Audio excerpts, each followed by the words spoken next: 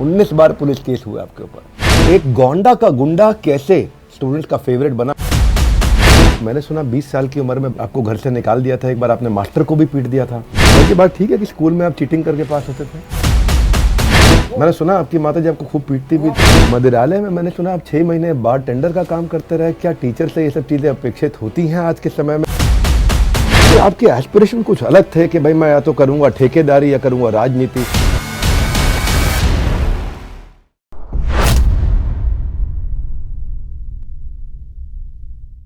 नमस्कार, विवेक बिंद्रा बोल रहा हूं, फाउंडर एंड सीईओ बड़ाबिजनेस.com। Welcome to the second season of the Bada Bharat show, a tribute to India's global brand ambassador. ऐसे लोग जो भारत को बड़ा भारत बनाते हैं, उन्हीं की कहानियां हम आप तक पहुंचाते हैं। आज के जो हमारे मेहमान हैं, उन्होंने भारत को सिर्फ बड़ा नहीं बल्कि पढ़ा लिखा भी बनाया है। कंटेंट ऐसे समझाते हैं कि बच्चे एक बार में घोट कर पी जाते हैं। दबंग है, हर चीज में इनका अपना एक ढंग है। इन्होंने अब तक 2 लाख बच्चों को पढ़ाया। 50% कंटेंट ये अपने चैनल पे फ्री देते हैं और 501 रुपए का एक फाउंडेशन कोर्स चलाते हैं। अनकन्वेंशनल तरीका इनका पढ़ाने का, इसलिए वायरल वीडियोस भी इनके बहुत पसंद करते हैं लोग। आज सुनेंगे इन्हीं की ज़बानी खुद बिगड़े हुए बच्चे से बच्चों की बिगड़ी बनाने की कहानी। बच्चों की जो बिगड़ी इन्होंने सुधारी है। तो ऐसा मुझे पता लगा कि पूछूंगा आपसे, अवध जी, अभी मैं कि आप बहुत बिगड़े थे क्या? तो आज हैं हमारे साथ में अवध ओझा सर। सर, आपका बहुत बहुत स्वागत है। एक्साइटेड है आपसे मिलके, मज़ा आएगा। आज बहुत सारी आगे पीछे ऊपर नीचे खूब चर्चा होने वाली है और वीडियो लोगों को पूरा देखना चाहिए। 19 साल के थे आप जिस समय 19 बार पुलिस केस हुआ आपके ऊपर। इतनी शैतानी, फिर चाहे सट्टा हो या कट्टा, फिर चाहे रंगबाजी हो या बमबाजी। तो ये डाकू रत्नाकर ऋषि वाल्मीकि बने। हाँ, और जब उनकी मुलाकात नारद मुनि से हुई, अंगुली माल संत बने जब वो भगवान बुद्ध से मिले। ये लड़ाई से पढ़ाई तक का सफर आपने कैसे तय किया? एक गोंडा का गुंडा कैसे स्टूडेंट्स का फेवरेट बना? क्षमा चाहता हूँ ज़्यादा कड़वा लगे, पर क्या ये सच है झूठ है, आप ही बताइए। नहीं, ये बिल्कुल ही सच है। और गोंडा का बदमाश कह सकते हैं, खुराफाती कह सकते हैं। उसके पीछे वजह सिर्फ इतनी रही कि हमारे समाज में आज भी कमज़ोर लोगों को एक्सेप्ट नहीं किया जाता। शायद ऐसी ही कुछ पृष्ठभूमि हमारी भी थी, क्योंकि मेरे माँ बाप को काफ़ी समय तक वनवास काटना पड़ा, गांव से बाहर रहना पड़ा, बड़े परेशान रहे। तो उसी पृष्ठभूमि में वो गोंडा में एक कहानी शुरू हुई बदमाशी की। बदमाशी के उसे मैं नहीं कहूँगा, सेल्फ डिफेंस ही कहूँगा। और मैं क्लास 10th में था जब पहली बार मेरे ऊपर केस हुआ। और क्या केस था वो? पहला केस कुछ नहीं था। मैं क्लास, बड़ी पुरानी सी कहानी थी। एक हमारे सोसाइटी में रहते थे सिंह साहब, तो उन्होंने क्लास 6th में या 7th में मुझे पीटा था। तो जब मैं क्लास 10 में था तो मेरे साथ मेरे 2 मित्र थे, एक अजय शुक्ला जी हैं, एक हरिओम तिवारी जी। हम दोनों तीनों लोग आ रहे थे सिगरेट पीते हुए, और वो साहब सामने से आ रहे थे। तो मैंने अपने तिवारी जी जो मेरे दोस्त हैं उनसे मैंने कहा यार मैं छोटा था तो इसने मुझे मारा था एक बार। कहा तो आज पैरेलल कर लेते हैं। हमने कर लेते हैं। और फिर हम तीनों आदमी ने उन साहब को बहुत मारा, और यहीं से एक कहानी शुरू होती है। क्योंकि जब हम कोतवाली गए, श्री आत्माराम दुबे जी कोतवाल थे, मुझे याद है, तो उन्होंने हमें समझाया कि देखो बेटे, लड़ाई झगड़ा नहीं करना चाहिए और ये सब अच्छी बातें नहीं होती है। पर उस घटना के बाद से जो इज्जत मिली, मतलब उससे पहले ये आलम था कि कोई स्कूल में क्लास में मेरा बैग फेंक दे उठा के, मेरी जो होमवर्क की कॉपी होती थी उसमें लड़के गोद देते थे, कोई मेरी छुट्टियाँ हुआ करती थी बड़ी सी, उसको पकड़ के खींच देता था। लेकिन वो एक घटना ने पूरा जीवन बदल दिया। मतलब इतनी इज्जत मिलनी शुरू हो गई, तो मुझे लगा ना ना ना, यही जिंदगी सही है। देखिए, मैं ज़रूर कहूँगा कि हो सकता है सब घटनाएं हुई, पर आप इसके ऊपर इतना बेबाकी से बोल देते हैं तो कहीं डर नहीं लगता बच्चों के चरित्र पर असर पड़ेगा? मैंने सुना 20 साल की उम्र में बाद में आपको घर से निकाल दिया था, एक बार आपने मास्टर को भी पीट दिया था। नहीं, वो पीटा नहीं था, हालांकि इल्ज़ाम मेरे ही ऊपर है, और वो हमारे पीटीआई थे, तो उनकी आदत थी। मैं ये टीचरों से रिक्वेस्ट करूँगा आपके मंच से कि हमारे देश के जितने भी शिक्षक हैं वो सिर्फ हमेशा विद्यार्थियों को देखें, उनके पिता को और उनके परिवार को कभी ना देखें। क्योंकि मैं इस चीज़ का शिकार रहा हूँ कि मैंने शिक्षकों को देखा है कई बार कि वो पिता के पद से प्रभावित होते हैं कि अच्छा आपके पापा डीजीपी हैं, आपके पापा मिनिस्टर हैं, अच्छा आप मित्तल साहब के बेटे हैं। मेरा मानना है कि शिक्षक को हमेशा विद्यार्थी पर ही नज़र रखना चाहिए और उसकी योग्यता के हिसाब से उससे काम लेना चाहिए। तो हमारे जो पीटीआई साहब थे, भगवान उनको खुश रखे, तो वो मुझे टीम में लेते ही नहीं थे। और एक बार तो उन्होंने मुझसे खुद ही कहा कि तुम्हारे पापा कभी बैट पकड़ें? तो मुझे लगता है एक शिक्षक के मुंह से ऐसी बातें अच्छी नहीं लगती थी। तो कुछ टूर्नामेंट था, उन्होंने मुझे रखा नहीं टीम में, उसके बाद वो बेचारे मारे गए, किसी ने यूरिया का बोरा डाल के मारा था उनको, तो उसका इल्जाम मेरे ऊपर लगता है। पर आप पिटाई नहीं किए थे? नहीं, मैंने कुछ नहीं किया था। अच्छा, पर की बात ठीक है कि स्कूल में आप चीटिंग करके पास होते थे? चीटिंग बहुत की मैंने, मतलब मैं पास ही होता था चीटिंग करके।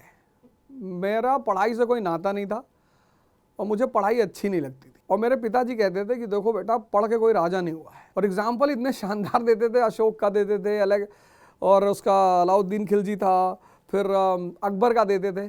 कहते थे पढ़ने से ज़्यादा कीमत, जो मुझे अब समझ में आई, कहते थे पढ़ने से ज़्यादा बड़ी चीज़ जो है वो है समझदारी। तो मुझे वो रिक्शे वालों के पास ले आते थे। जब वो रिक्शा वाले के पास मुझे ले आते थे तो बोलते थे कि देखो, इसको कोई गुड मॉर्निंग कह रहा है, इसको कोई नमस्ते कह रहा है, इसको कोई इज्जत दे रहा है।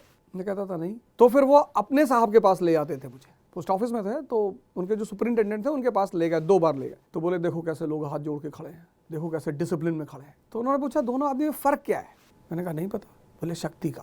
बोले आदमी तो दोनों ही है, और ये जितने लोग इसको गुड मॉर्निंग कर रहे हैं इनको कोई रिश्तेदार थोड़ी है, शक्ति। मैं बीच में रोकूंगा, आप इतना इंस्पायरिंग बोलते हैं, बढ़िया बोलते हैं, आदमी विजुअलाइज भी करने लगता है। पर पिता ने इतना ज्ञान भी दिया।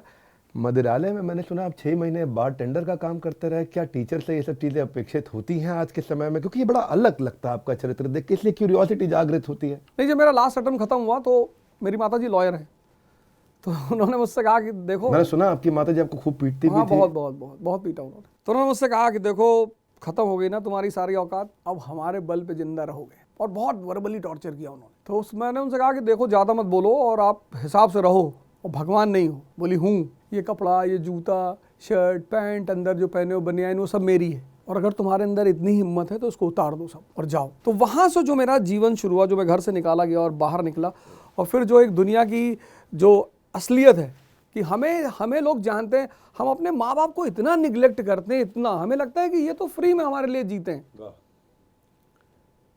हमारे माँ बाप दुनिया में उन्हें भगवान हम क्यों कहते हैं? वो दुनिया में एकमात्र लोग होते हैं जो बिना इंटरेस्ट के हमारे साथ रहते हैं। उनके बाद जो भी आता है उसका इंटरेस्ट होता है। ये मुझे वहाँ से निकलने के बाद पता चला। इसलिए मैं हमेशा अपने स्टूडेंट्स से कहता हूँ, उसको टर्निंग पॉइंट माना जा सकता है। एकदम वही टर्निंग पॉइंट। स्टूडेंट्स को स्ट्रगल में डालना जरूरी है, बच्चों को परिवार में स्ट्रगल में डालना जरूरी है, बहुत जरूरी। स्ट्रगल में नहीं डालेंगे तो मतलब कहते हैं कि कहावत है कि WHO बोलता है they are breeding nasty viruses, अगर सब कुछ उनको दे दिया जाए। मैं आपके परिवार के विषय में सोच रहा था, मेरे ध्यान उस तरफ गया था। माता अलग प्रकार की थी और पिताश्री माताश्री दोनों अलग अलग प्रकार के। पिताजी बोले कि यार सुट्टा मारोगे, दारू पियो, घर बैठ के करो। माताजी बोलती थी कि इतना मारेंगे तुम कुछ कर नहीं पाओगे। तो ये जब दोनों प्रकार के आपके पेरेंट रहे, आपके हिसाब से आइडियल पेरेंटिंग क्या होनी चाहिए? 360 डिग्री पेरेंटिंग क्या होनी चाहिए? नहीं, यूएस कैपिटलिज्म को बढ़ावा देता था और यूएसएसआर कम्युनिज्म के माध्यम से वर्किंग क्लास के जो राइट्स थे उनको प्रोटेक्ट करता था। तो दोनों अपना काम करते थे। तो मैं सोचता हूँ कि मेरे पिताजी मेरे अंदर का जो नैसर्गिक इंसान था उसको नर्चर करते थे कि कोई बात नहीं, बढ़ जा तू आगे। कभी कभी तो मुझे ये लगता था कि कोई कांड मुझसे करा के पीछे से मेरी माँ को बैक करके पिटवा देते थे। वो तो मेरे सामने अच्छे बने रहते थे कि नहीं सिगरेट कोई बात नहीं, फिर मेरी माँ को बता दिया कि चौराहे पे खड़ा है। तो ये जो काउंटर बैलेंसिंग पेरेंट्स में होती है, ये होनी चाहिए। एक तरफ क्योंकि जब लड़का जवान हो रहा होता है तो उसके अंदर ताकत होती है, बागीपन होता है, तो एक आदमी जब उसके साथ होता है तो उसके बिगड़ने के चांस कम होते हैं। वो अपने उस, जैसे आप अपने बच्चे के दोस्त हैं तो वो आगे आपको बता देगा कि पापा स्कॉच पी थी आज, तो आपको पता तो चल गया। फिर आपने पीछे से अपनी वाइफ से कह दिया कि रात भर मार इसको आज 2-3 घंटे। तो ये जो काउंटर बैलेंसिंग की फिलॉसफी है कि Rothschild is nothing without Karl Marx, मतलब रॉथचाइल्ड जो है वो कार्ल मार्क्स के बिना अधूरा है, रात दिन के बिना अधूरी है। तो ये जो पैराडॉक्सिकल कॉम्बिनेशंस होते हैं ये पेरेंट्स को अपना ही करना चाहिए। आपके एस्पिरेशन कुछ अलग थे कि भाई मैं या तो करूंगा ठेकेदारी या करूंगा राजनीति। अच्छा, उसके बाद फिर ठेकेदारी राजनीति के अलावा एक मुन्ना भाई थे, वो MBBS के लिए निकल गए। एक ओझा जी हैं, वो IAS के लिए निकल गए। ऐसा क्या हुआ? पढ़ाई में से इतनी दूर रहने वाला इंसान पढ़ाई के इतना नज़दीक पहुंच गया, इतना करीब आ गया? इलाहाबाद मेरे जीवन में एक बहुत ही अहम स्थान रखता है, और खासकर HS उपाध्याय सर, शुभानु सर, उनका जो दर्शन पढ़ाने का तरीका है, नज़रिया है, वो इतना प्यारा है कि मतलब जैसे महाराष्ट्र के संत हैं तुकाराम एकनाथ जी के बारे में कहा जाता है कि वो भैंस को भी वेद मंत्र पढ़ा देते थे। मतलब अगर उनकी संगत में भैंस भी रहे तो वेद मंत्र पढ़ने लगती। ऐसे कुछ वो टीचर हैं। तो उनके क्लासों में बैठकर जो रुचि पैदा हुई पढ़ाई की, वो एक अलग तरह की। तो मतलब आपका कहने का ये है कि शिक्षक का बड़ा रोल है। बहुत, तभी तो हमारे देश में भगवान माना गया। शिक्षक जो कंसंट्रेशन पैदा करने की बात करते हैं वो गलत करते हैं। शिक्षक को पढ़ाई में रस पैदा कराना चाहिए, क्योंकि जहां भी रस पैदा होगा वहां कंसंट्रेशन पैदा होगी। Guys, let's acknowledge it. Fantastic answer. Fantastic.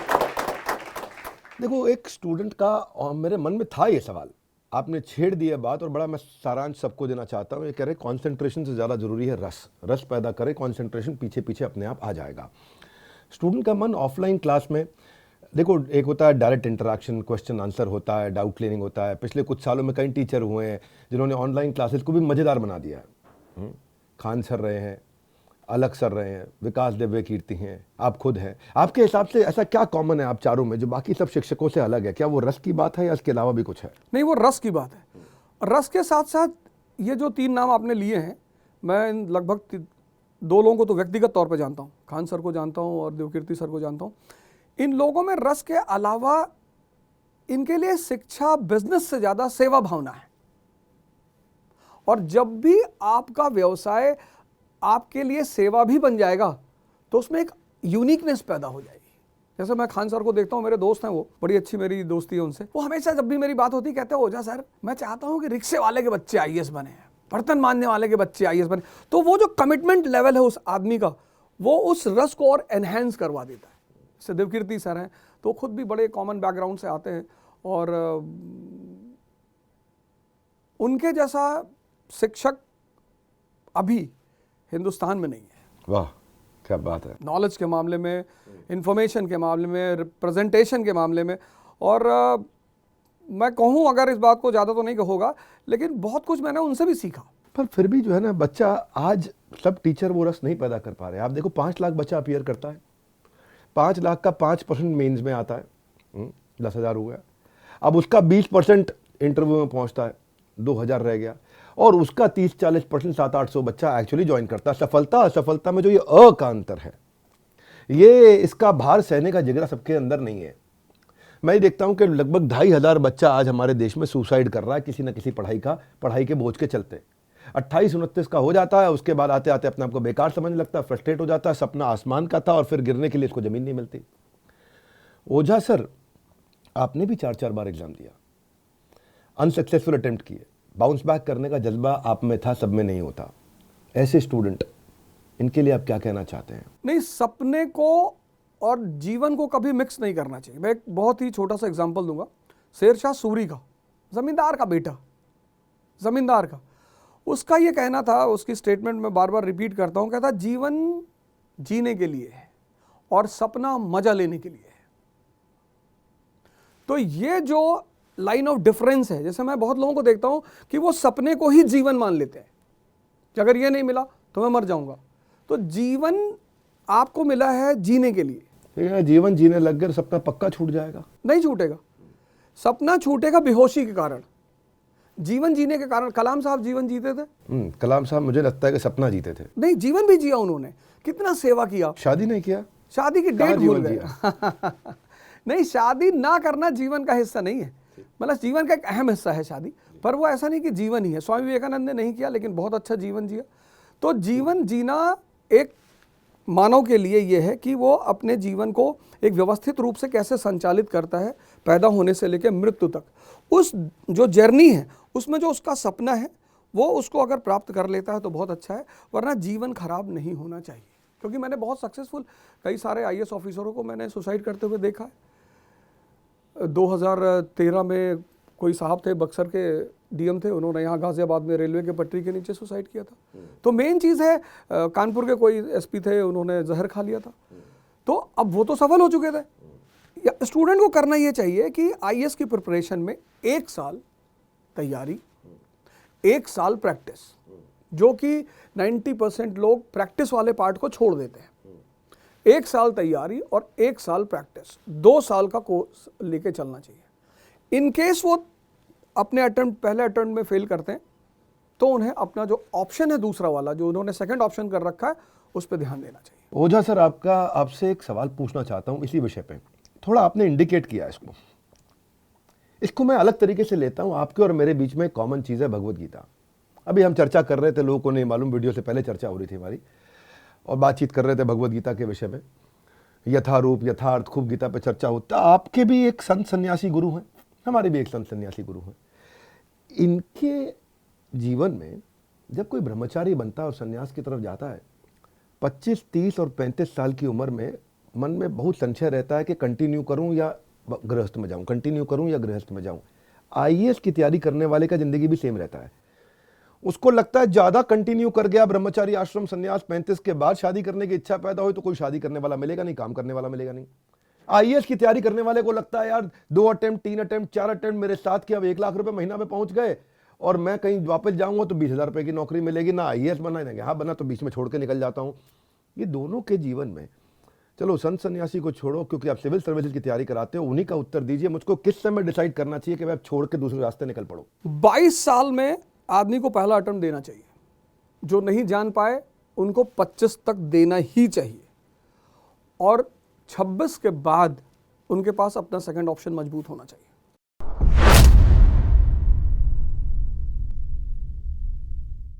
पर जब आप स्टोरी सुनाते सुनाते आपका कंट्रोवर्सी से भी नाता जुड़ जाता है।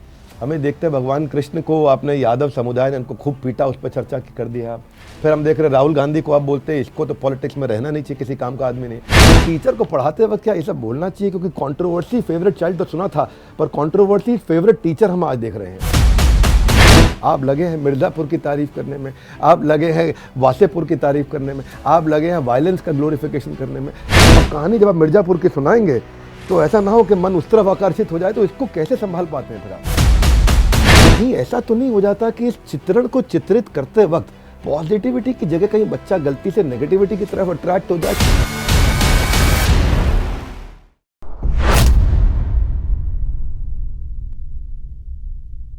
फिलॉसफी की आप बहुत क्लास लेते हैं, चर्चा करते हैं, हिस्ट्री के आप एक उत्तम टीचर, शिक्षक है हमारे देश में। और मैं कई बार आपके वीडियो में भी देखा, नोटिस किया कि आप सिद्धांतों पे, फिलॉसफी पे, प्रिंसिपल्स पे भी काफ़ी चर्चा करते हैं। ये कैपिटलिस्ट सोशलिस्ट इकोनॉमी पे अब मैं चाहता हूं कि इस पे आपको क्या लगता है कि हमारा देश प्रगति कौन सी लाइन पे कर सकता है? Capitalism should be the priority and socialism should be the goal. ठीक है, वेरी गुड, वेरी गुड। तो आप कैपिटलिज्म के माध्यम से लोगों की जीवन में खुशहाली प्रगति लाना चाहते हैं, ये कह रहे हैं? यूपी बिहार में जिस दिन इंडस्ट्री लगेगी, जॉब मिलेगी, सोशल इक्वालिटी पैदा होगी, इकोनॉमिक एम्पावरमेंट पैदा होगा, इकोनॉमिक एम्पावरमेंट पैदा होगा, सोशल इंडिपेंडेंस पैदा होगी। जो हमारी अमेरिका की फिलॉसफी है, जिसमें आज कहते हैं कि भाई वाह पूंजीवाद पूंजीवाद, लेकिन पर कैपिटा इनकम इतना अच्छा इसीलिए है क्योंकि वहाँ पे आप आखिरी तबके तक पहुँचा जा रहा है उसका। लेकिन तो इसका मतलब ये है कि आप कहते हैं कि भाई बिजनेस बढ़ना चाहिए, इंडस्ट्री लगनी चाहिए। तो आज गौतम भाई अडानी के साथ जो हो रहा है, हमारे ही देश के लोग जयचंद उनके खिलाफ हो गए। ठीक है, उनकी रिपोर्ट ऊपर नीचे हुई है, ठीक है, थोड़ी रिपोर्ट, लेकिन बिजनेस तो चल रहा है उनका, कैश फ्लोज तो है, फंड तो मैनेज हो रहा था। अब ये बात हुआ आज कुछ दिन हो गए, आज ये वीडियो पब्लिश हो रहा है, लेकिन फिर भी मैं आपका व्यू जानना चाहता हूं कि इस विषय में आप क्या कहना चाहते हैं? नहीं, इस विषय में मुझे ज़्यादा जानकारी नहीं है, लेकिन मैं जब तक, अगर अडानी जी का बिजनेस में अप्स एंड डाउन चलते रहते हैं, मतलब डाउनफॉल और अपराइजिंग चलती रहती है, वो मुद्दा नहीं है। लेकिन बिजनेस में जो फेक एंट्रीज हैं, अगर वो बाहर आती हैं, तब अडानी जी दोषी माने जाएंगे। अगर बिजनेस के जो अप्स एंड डाउन्स के तहत वो ऊपर नीचे हो रहे हैं, फिर तो कोई बात ही नहीं, क्योंकि कैपिटलिज्म का formula he repression and depression का। चाइना की सरकार अपने व्यापारियों की बहुत मदद करती है, उनको इंटरनेशनल एस्टैब्लिशमेंट के लिए मदद करती है। गवर्नमेंट खुद जाती है, श्रीलंका में घुस गई, पाकिस्तान में घुस गई, आजू बाजू के बहुत देशों में चले गए, वहाँ जहाँ तहाँ से इंडिया को कवर भी कर रहे हैं, बिजनेस और इकोनॉमी के थ्रू भी, मिलिट्री का। हमारे देश में जैसे ही कोई गवर्नमेंट, कोई भी गवर्नमेंट हो, वो किसी बिजनेसमैन को सपोर्ट करने की कोशिश करती है, तो उसके ऊपर सवाल पैदा हो जाते हैं। आप इसको किस नज़रिए से देखते हैं? नहीं, ऐसा बिल्कुल नहीं। बिजनेसमैन पर सपोर्ट तो होना ही चाहिए। 1850s में भारत में इंडस्ट्रियल रेवोल्यूशन शुरू हुआ, पहला कॉटन मिल बना मुंबई में 1854 में। 1870s तक आते आते भारत में भारतीय पूंजीपतियों ने कई सारी फैक्ट्रियां खड़ी कर ली। 1876 में लिप्टन आता है, तब वाइस रॉय, उसने इंपोर्ट ड्यूटी 1% कर दी, पूरा भारत का बाजार बाहर के सामानों से फ्लड हो गया। तब भारत के पूंजीपतियों ने कांग्रेस जैसी संस्था के जन्म में अहम भूमिका निभाई। दुनिया का हर देश जानता है कि मेरी ताकत मेरे पूंजीपति हैं। 2 मिनट के लिए और आगे चलते हैं हम। आप लगभग 19th सेंचुरी तक चले ही गए थे। मैं थोड़ा 25-50 साल और टाप लेता हूँ आपके साथ में। 1970s में बंगाल के अंदर तब बहुत बिजनेस हुआ करता था, क्योंकि बिजनेस के लिए as a territory, as a state वो बहुत बढ़िया है। लेकिन वहाँ पे भी वो पूंजीपति श्री बिरला जी को नग्न अवस्था में अंडर गारमेंट्स के अंदर गाड़ी से उतार के कि तू पैसा खा गया गरीबों का, पोस्ट ऑफिस से लेकर के बैंक तक पैदल चलाया था, जिसके कारण उसी रात को बिरला ग्रुप ने पूरा ऑपरेशन वहाँ से उठा के बंगाल से मुंबई ले गए। तो इसका इम्पैक्ट आज तक पड़ता है। तो मैं तो ये जब मैं देखता हूँ तो मैं जानना चाहता हूँ कि आपके जैसे गुरु और शिक्षक इसको किस दृष्टिकोण से देखते हैं और क्या शिक्षा देना चाहते हैं देश को, कि हमारे देश को व्यापारियों को किस तरह से देखना चाहिए। इंडियन जो सोशलिस्ट हैं वो बहुत ज़्यादा, सोशलिस्ट होना अच्छी बात है, पर उनके बारे में मुझे एक चीज़ बड़ी प्यारी पता है कि वो बात करते हैं सोशलिज्म और लेफ्ट विंग की। कॉफ़ी पीते हैं स्टारबक्स में। क्या अर्थ हुआ इसका, थोड़ा वो समझाइए। नेता कम एजेंट ज़्यादा हो जाते हैं। या तो आप स्टारबक्स में कॉफ़ी मत पियो, आप लेवाइस की पैंट मत पहनो, आप कार्टियर का चश्मा मत लगाओ, तब तो हम आपको मान लेंगे लेफ्ट विंग के लीडर हो। आप कार्टियर का चश्मा पहन के टहल रहे हो, तो जो आदमी कार्टियर का चश्मा पहन के टहल रहा है वो कहाँ से लेफ्ट विंग का लीडर हो जाएगा। मैं किसी का नाम नहीं लूँगा, आपने भी बहुत लोगों को देखा होगा। तो कार्टियर तो मेरे ख्याल से एक मिडिल क्लास को पता ही नहीं होगा कि कार्टियर होता क्या है। वैसे आपने कह दिया, मैं किसी का नाम नहीं लूंगा, हम लोग भी कोई ब्रेकिंग न्यूज़ चैनल नहीं है, लेकिन इच्छा तो ठीक है, नाम ले दीजिए किसी एक आधे का। नहीं, मैं क्या किसी को दुखी नहीं करना चाहता, क्योंकि फिर आदमी सीधे अपने ऊपर ले लेता है। अगर आप नज़र रखेंगे, वैसे भी इतने सारे शोज चलते रहते हैं, डिबेट होता रहता है, तो आप अब की बार जब मैं कहूँगा आपके मन से लोगों को कि जब लोगों को देखें तो उनके चश्मे पे ज़रूर नज़र रखें कि चश्मा कौन सा पहना है। तो अब गांधी जी जब वो कहते हैं कि मैं गरीबों का मसीहा हूँ, तो उनका अटायर है भी उस मसीहा का। टेड बेकर का आप शूज़ पहने 1 लाख रुपए का, और आप कहते हैं मुझे गरीबी मिटानी है। आप गरीबी नहीं मिटा रहे हैं, आप एजेंट हैं किसी पार्टी के, और आप उसी बहाने भारत के पूंजीपतियों पे हमला कर रहे हैं। तो ये अक्सर हुआ है इस देश में, ये कोई नई बात नहीं है। टाटा जब अपना प्लांट अभी रिसेंटली लगाना चाहती थी, नैनो का प्लांट बंगाल में, कितना बवाल हुआ, उसे वापस गुजरात जाना पड़ा। तो इस देश में पूंजीपतियों को लेकर एक भ्रम बनाया गया है। पूंजीपति लूटते हैं। पूंजीपति बनने का मतलब आदमी का दिमाग खुला हुआ है और वो रिस्क लेना जानता है। जो रिस्क नहीं लेते वो चपरासी बनते हैं। जिसको जिंदगी में सुकून चाहिए कि भैया हमें टेंशन नहीं चाहिए, तो नहीं टेंशन का जॉब चपरासी का है। भाई जो एसएसपी ऑफिस में बैठा है उसको तो 24 घंटे शहर की चिंता होगी, लेकिन जो चपरासी उसके ऑफिस के बाहर बैठा है तो बैठा है दिन भर तंबाकू बना, जो भी है 500 रुपये दे दिया, उसकी तो जिंदगी मस्ती में चल रही है। तो इस देश में एक माहौल है पूंजीपतियों के खिलाफ, वो हमेशा से रहा है कि पैसा क्या है, हाथ की मैल है, दिखा निकाल के। यहाँ हर तीसरा चौथा आदमी बोलता है कि पैसा क्या है, हाथ की मैल दिखा। तो ये डायलॉगबाजी यहाँ बहुत चलती है, और ये बोल के फिर लोग लक्ष्मी की पूजा भी करते हैं। तो यहाँ जो भी आदमी, जैसे अदानी साहब छोटे से बहुत ऊंचाई पे गए, तो यहाँ एक दिक्कत ये भी है कि जो छोटे से बहुत ऊंचाई पे गया है उस पर तो हमले होंगे ही होंगे। कंटेंट आप बड़ा अच्छे तरीके से देते हैं। आपका कंटेंट बनाने का क्या तरीका है, मैं पूछना चाहता हूँ। मैं भी जब कंटेंट बनाता हूँ तो कुछ रेफरेंस पॉइंट, कुछ डेटा, कुछ कभी कभी स्टोरी और जोक्स भी बात करते हैं, कुछ अच्छे कोट्स, अनयूजुअल यूजफुल इन्फॉर्मेशन भी देते हैं। ये ढूंढते हैं कि रेलेवेंसी क्या है सब्जेक्ट पढ़ाते वक्त। जैसे आप हिस्ट्री पढ़ाते हैं तो आप मेमोराइजिंग फैक्ट होते हैं, कुछ बड़े मेस्मराइजिंग फैक्ट्स होते हैं, कुछ प्लेसेस, कुछ डेट्स, कुछ।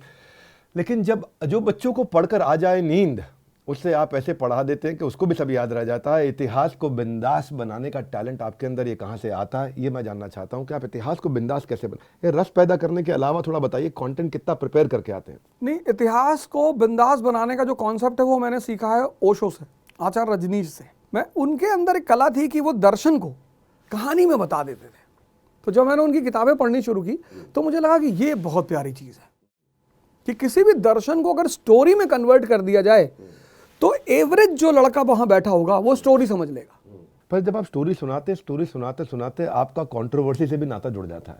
हमें देखते हैं भगवान कृष्ण को आपने यादव समुदाय ने उनको खूब पीटा, उस पर चर्चा की कर दी आप। फिर हम देख रहे हैं राहुल गांधी को आप बोलते हैं इसको तो पॉलिटिक्स में रहना नहीं चाहिए, किसी काम का आदमी नहीं। फिर हम देखते हैं आप कहते हैं कि ओसामा ने भी खूब बड़ा अचीवमेंट कर लिया। भैया ओसामा बिन लादेन ऐसा अचीवमेंट हो तो ओसामा जैसा हो। तो टीचर को पढ़ाते वक्त क्या ये सब बोलना चाहिए? क्योंकि कंट्रोवर्सी फेवरेट चाइल्ड तो सुना था, पर कंट्रोवर्सी फेवरेट टीचर हम आज देख रहे हैं। नहीं, कंट्रोवर्सी इसलिए क्रिएट होती है क्योंकि जब भी कोई टीचर बोलता है तो किसी कॉन्टेक्स्ट में बोलता है। जैसे हम जब टेररिज्म पर चर्चा करेंगे तो 1980s में जब भारत में टेररिज्म शुरू हुआ और हमने इंटरनेशनल कम्युनिटी को बोला कि साहब हम टेररिज्म के शिकार हैं, तो पूरी दुनिया ने कहा कि नहीं नहीं कोई टेररिज्म नहीं है, ये तो सेल्फ डिटर्मिनेशन की आवाज़ है, लोग परेशान हैं पंजाब और कश्मीर में, हमारी कोई सुन ही नहीं रहा था। जब ओसामा बिन लादेन ने ट्विन टावर पे हमला किया तब जॉर्ज बुश जूनियर ने कहा कि this is terrorism, the world is facing the menace of terrorism. मतलब तुम मार खाए तो अगला बदतमीज और हम मार खाए तो डिटर्मिनेशन। तो मैंने उस पर्सपेक्टिव में ये बात रखी कि वो आदमी हमारे लिए बहुत हेल्पफुल था। तो मेरे जो चाहने वाले हैं बहुत सारे हैं, तो वो उस चीज़ों को मैनिपुलेट करके प्रेजेंट कर देते हैं कि ओझा सर ने की, आउट ऑफ कॉन्टेक्स्ट निकाल देते हैं। पर आउट ऑफ कॉन्टेक्स्ट भी निकालें, क्योंकि आउट ऑफ कॉन्टेक्स्ट निकालने के लिए पहले कुछ होना तो चाहिए, और होता भी है आपकी बातों में। आप लगे हैं मिर्ज़ापुर की तारीफ करने में, आप लगे हैं वासेपुर की तारीफ करने में, आप लगे हैं वायलेंस का ग्लोरिफिकेशन करने में। तो जब अब जैसे हम भी देखते हैं, तो हमारा एक कैमरामैन मिर्ज़ापुर देख रहा था, यहीं कहीं खड़ा होगा, हम उसको पकड़ लिए, तेरा जन्म मिर्ज़ापुर देखने के लिए हुआ है, हैं तू जिंदगी में मिर्ज़ापुर देख। लेकिन हम आपको, आपके बारे में आने से पहले मैं थोड़ा पढ़ रहा था, पूछा भाई टीम से, तो बोले कि आप मिर्ज़ापुर बहुत पसंद करते हैं। तो मैं जब बात करता हूँ कहता हूँ कौन प्रवीण तांबे, सुपर 30, मैं बात करता हूँ दंगल, रॉकेटरी, मैं बात करता हूँ भाग मिल्खा भाग, मैरी कॉम। तो जब मैं आपका ये देखा तो मुझे ये लगा कि ये कहीं ऐसा तो नहीं हो जाता कि इस चित्रण को चित्रित करते वक्त पॉजिटिविटी की जगह कहीं बच्चा गलती से नेगेटिविटी की तरफ अट्रैक्ट हो जाए, क्योंकि कहानी आप ओशो से सीख के सुना देते हैं। अब कहानी जब आप मिर्ज़ापुर की सुनाएंगे तो ऐसा ना हो कि मन उस तरफ आकर्षित हो जाए, तो इसको कैसे संभाल पाते हैं फिर आप? नहीं, मेरा उद्देश्य ये होता है कि लड़के को थॉट प्रोसेस को दिखाना। जैसे मिर्ज़ापुर के जो कैरेक्टर्स हैं उसमें एक अखंडानंद त्रिपाठी का कैरेक्टर है, साउंड कैरेक्टर, मतलब उतना प्यारा कैरेक्टर कुछ भी कर सकता है। आपकी फैक्ट्री में आग लग गई, सीएम आपको फ़ोन कर रहा है, पूछ रहा है ज़्यादा नुकसान तो नहीं हुआ? आपने कहा कि नहीं नहीं कोई ज़्यादा नहीं हुआ, लेकिन आप एक काम करो, आप ये शो कर दो कि आपकी सरकार ने इस पर रेड मारा था और एक बहुत बड़ी अवैध असलहे की फैक्ट्री तबाह की गई प्रशासन द्वारा। जिस आदमी को अपने नुकसान को अपने फ़ायदे में बदलने की कला पता हो, उसको कौन हराएगा? मैं बार बार ये बात कहता हूँ कि लर्निंग इज़ लाइफ। बहुत बढ़िया। अगर आप सीखते नहीं हैं तो आप जीवित नहीं है। Studying is not life. अगर पढ़ा नहीं है जिंदगी होता तो सारे पुरोहित दुनिया में उच्चतम पदों पे बैठे होते। Learning is life. तो आप मूवी देख रहे हैं, आप उपन्यास पढ़ रहे हैं, वहां से सीखिए कुछ। फिलॉसफी पे मेरी नज़र में पृथ्वी के इतिहास के सबसे महान फिलॉसफर त्रिलोकीनाथ सर्वलोक महेश्वरम प्रभु स्वयं श्री कृष्ण थे, जिन्होंने भगवद गीता की चर्चा टेंशन के माहौल में करी।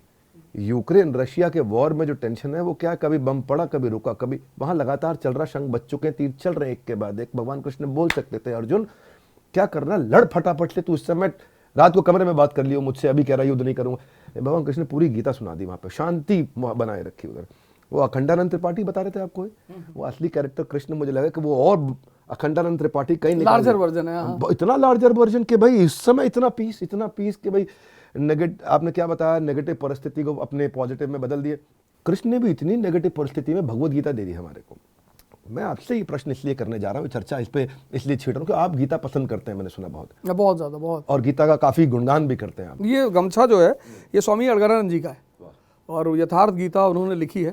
तो आज मैं लेके आना भूल गया, पर मैं आपको भिजवाऊंगा, आप जरूर उसकी टीका पढ़ें। कैसे नहीं, बिल्कुल पढ़ेंगे, एकदम पढ़ेंगे, पढ़ के आपको बताएंगे हमने क्या सीखा उसमें। मैं ये जानना चाहता हूँ गीता ने आपकी जिंदगी पे क्या प्रभाव डाला, उससे कोई एक दो शिक्षा जो आप देना चाहें, क्योंकि गीता मेरे हृदय के बहुत नजदीक है। मन का सबसे बड़ा अस्त्र है पेशेंस। ये मैंने गीता से सीखा। जिसका मन शांत है उसके पास ऐसे ऐसे विचार है, मतलब जो मैं कभी कभी सोचता हूँ, मैं क्लास लेता हूँ या कोई नया टॉपिक पढ़ाता हूँ तो एक इनर थॉट आता है जो मुझे भी नहीं पता होता कि ये मैंने कहाँ पढ़ा था। यानी मन का अपना कोई वजूद ही नहीं है। तो बिना, कबीर तो गाली देते हैं मन को, कबीर तो बहुत गुस्सा है मन पे, कहते तू है रंडी फिर भी हंडी। मतलब भारत के एक ऐसे संत हैं जिन्होंने मन को गाली दी, किसी ने गाली नहीं दी, क्योंकि ये सुबह रात में तो कहेगा कि कल सुबह 4 बजे उठना है, रात में पूरी तैयारी करवा देगा, अलार्म लगवा देगा और जॉगिंग ट्रैक सूट रखवा दिया, सब कुछ रात में सेट करा दिया कि सुबह उठना है। और जब 4 बजे अलार्म बजेगा तो यही बोलेगा कि 5 मिनट और अगली बार नींद खुलेगी सुबह 8:30 बजे। इस दुनिया में 95% लोग बाहर से नहीं परेशान हैं, अपने मन से परेशान हैं। इस पे एक श्लोक भी सुना देता हूँ। कृष्ण कहते हैं, चंचलम ही मना कृष्ण प्रमाथि बलवद दृढ़म तस्याहम निग्रहम मन्ये वायुरिवस्तु दुष्करम। कि हे अर्जुन, ये मन चंचल है, चंचलम ही मना कृष्ण, प्रमाथि ये पागल भी है, बलवद बलवान भी है, दृढ़म जिद्दी भी है। और क्या कह रहे हैं कि अर्जुन वायुरिवस्तु दुष्करम, तुम इस मन को, तुम वायु के बवंडर तूफान को अर्जुन कंट्रोल कर लोगे अपने तीरों से, लेकिन मन नहीं कंट्रोल कर पाओगे। अर्जुन घबरा गया था। बाद में कृष्ण ने उसका उत्तर भी दिया कि उपाय क्या है। उपाय उन्होंने बताया था कि अभ्यास न तो कौनते वैराग्य न च गृह्यते, बाय डूज एंड डोंट्स है। अब मैं आपको ले चलता हूं एक नई जर्नी पे। ये जर्नी है रैपिड फायर की। इसमें मैं प्रश्न पूछूंगा, तुरंत आपको उत्तर देना है, तुरंत। अब जो मन में पहला उत्तर आए दे दीजिए अपने स्टाइल में, है ना। ये सोचने का समय नहीं दूंगा मैं आपको। उत्तर देने की सीमा आपकी है 5 सेकंड की। तैयार है? ठीक है। तो ओझा सर फंसाएंगे नहीं आपको, ऐसा कोई राजनीतिक प्रश्न नहीं करेंगे। ओझा सर की अब तक की सबसे बड़ी अचीवमेंट क्या है? शिक्षक की अचीवमेंट, शिक्षक के रूप में। अवध सर अपनी क्लास में हिस्ट्री से ज्यादा हिस्टोरी पढ़ाना पसंद करते हैं या हिस्ट्री पढ़ाना पसंद करते हैं? हिस्टोरी पढ़ाना पसंद करते हैं। ऐसी कोई चीज या इंसिडेंट जिससे आपको आज भी बहुत अफसोस है, यार ये गलत किया मैंने? एक आदमी का पैसा छीन लिया था। ओके। मिर्जापुर के अगले सीजन में अगर आपको बोला जाए आप भी काम करने आ जाएं तो चलेंगे? अखंडानंद जी के साथ करेंगे।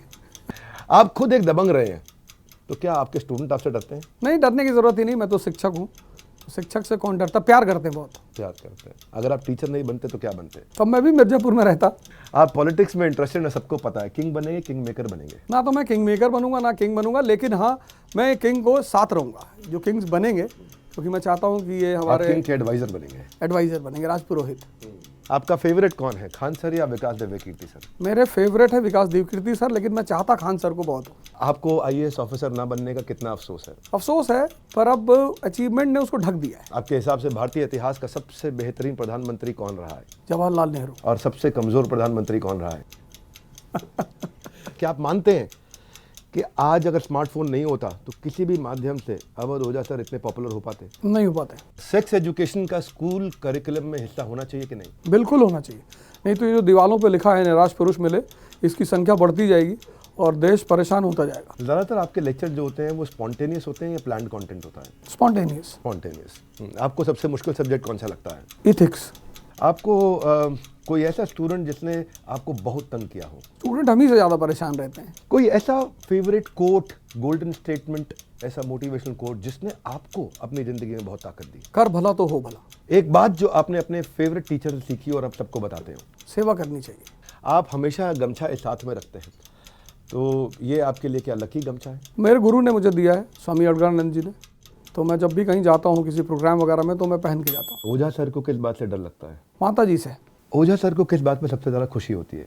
मेरे बच्चे सफल होते हैं, और खासकर वो लोग जब सफल होते हैं, जैसे मेरा एक स्टूडेंट है राजीव शुक्ला, अभी वो जेल अधीक्षक है बरेली का। तो जब वो मुझसे पहली बार मिलने आया तो मैंने पूछा कि राजीव, हिस्ट्री कौन सी है तुम्हारे पास, कौन सा ऑप्शनल है? कहा सर एंशिएंट हिस्ट्री। ऑप्शनल तो हिस्ट्री होगा, एंशिएंट थोड़ी होगा। और वो आदमी जब सफल हुआ, क्योंकि मुझे पता है कि सिर्फ डायरेक्शन का अभाव होता है। किसी को भी सही, जैसे आप कहते हो ना कि पूरा पैसा ले आओ, तो आपको डायरेक्शन पता है, आपका बिजनेस चल रहा है, आप पैसा कमा रहे हो, अच्छी बात है, नहीं तो आप पूरा पैसा ले आओ। तो आपको पता है ना कि मुझे डायरेक्शन पता है। ऐसा मुझे ही पता है कि मुझे डायरेक्शन पता है। मेरे पास नॉलेज भले ना हो, लेकिन मुझे इस खेल का डायरेक्शन पता है कि ये करने पे आदमी जीत जाता है। तो जब उस तरह के लड़के जीतते हैं तो मुझे बहुत खुशी होती है। अवध सर, नई क्लास में नई किताबों की ताजगी बच्चों को ना बहुत अच्छी लगती है, खुशबू आती है किताब में। नई क्लास, नई किताब, लेकिन फिर धीरे धीरे जब वक्त निकलता रहता है, कंधे पे जो लटका बसता है ना, वो भारी लगने लगता है, पता नहीं चलता है। लेकिन आप जैसे टीचर्स को मेरा सलाम है, जो बच्चों के मन को ताज़ा रखना जिनका काम है। आपकी क्लास में बच्चे खूब हंसते हैं, क्योंकि आप जो है ना वो हंस और रस से जो है जो वो, तो आप एक गुरु नहीं है, आप एक गुरुकुल है। हर घर तक पहुंचाया आपने अपना स्कूल है। और आप सबसे मैं कहना चाहता हूं, जो सिविल सर्विसेज की तैयारी कर रहा है, या जो यूपीएससी का अटेम्प्ट करना चाहता है, या जिसका गोल स्टेटमेंट क्लियर नहीं है, या जिसको केवल ग्लैमर के लिए पढ़ाई कर रहा है, जिसको हिस्ट्री समझ नहीं आती है, जिसको पढ़ाई में डिसिप्लिन नहीं ला पा रहा है, जो माँ बाप की बच्चों की परवरिश को लेकर परेशान है, बच्चे अपने माँ बाप से परेशान है, इनको ये वीडियो पहुंचाइए। बहुत इंटरेस्टिंग चीज़ें बताइए आज, अवध ओझा सर ने, और बड़ी क्लैरिटी के साथ बात करते हैं, कॉन्फिडेंस से बात करते हैं, कन्विक्शन से बात करते हैं, और ऐसे टीचर्स से कई टीचर्स भी बड़े इंस्पायर होते हैं। अपने कमेंट्स में बताइएगा आपको कैसे लगा ये वीडियो, बड़ा भारत 2.0। और बस थोड़ा सा इंतज़ार, आ गया एक और बुधवार। हर बुधवार को हम लेके आते हैं बड़ा भारत शो। हमारे साथ इस मंच पे आने के लिए आप सबका हृदय की गहराई से प्रेम पूर्वक बहुत बहुत धन्यवाद।